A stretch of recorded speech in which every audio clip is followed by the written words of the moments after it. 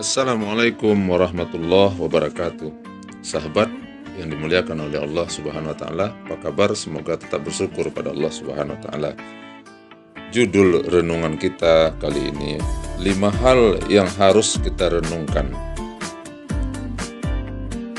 Kita sebagai hamba Allah diperintah oleh Allah untuk selalu berpikir dan merenung. Banyak ayat-ayat di dalam Al-Quran yang memerintahkan seperti itu. Afala taqilun, apakah kamu tidak berpikir?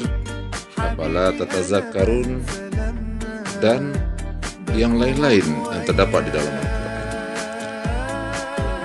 Sahabat, ada 5 hal yang harus kita renungkan.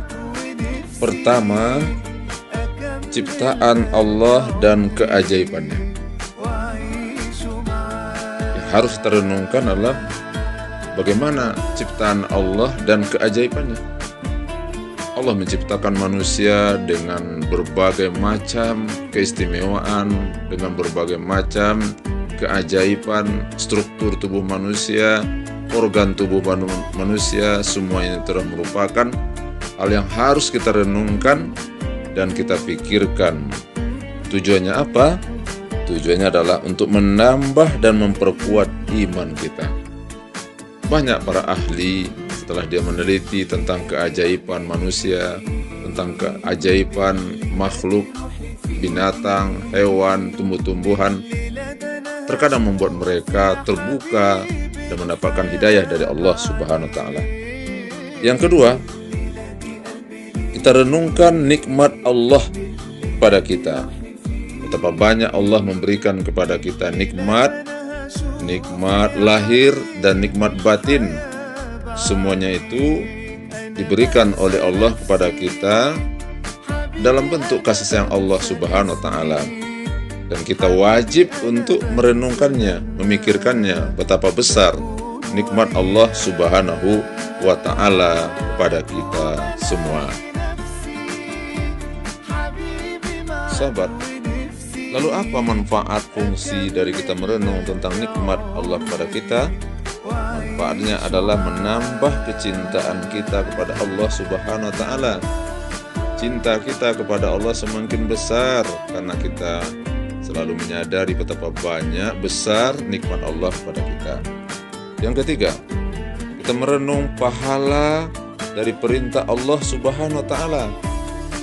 Kita harus merenungkan bagaimana Allah Subhanahu wa taala memerintahkan kita berbuat ini dan itu. Ada yang wajib, ada yang sunat. Semuanya itu harus kita renungkan agar apa? Timbul kecintaan dalam diri kita, membuat kita suka, rajin melaksanakan berbagai perintah Allah Subhanahu wa taala. Tentu merenung dalam pengertiannya mempelajari tentang hikmah apa rahasia tujuan Allah memerintahkan kita begini dan begitu, semuanya tentu ada pahalanya. Yang keempat, kita merenung siksaan Allah bagi orang-orang yang durhaka. Maksudnya adalah bagaimana kita merenungkan betapa Allah Subhanahu wa taala memberikan azab, siksaan, bencana, murkanya kepada orang-orang yang durhaka. Kita baca sejarah atau kita baca Al-Quran dan hadis bagaimana ancaman Allah Subhanahu wa taala bagi orang-orang yang durhaka. Semuanya itu kita renungkan. Apa tujuannya?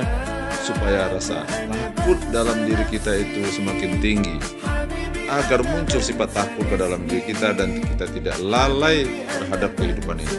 Yang kelima, merenungkan tentang kebaikan Allah kepada kita. Bagaimana begitu banyaknya Allah memberikan kepada kita kebaikan-kebaikan, ihsannya. Kita renungkan apa tujuannya? Tujuannya agar kita semakin dekat kepada Allah Subhanahu wa taala, merasakan kehadiran Allah dalam kehidupan kita.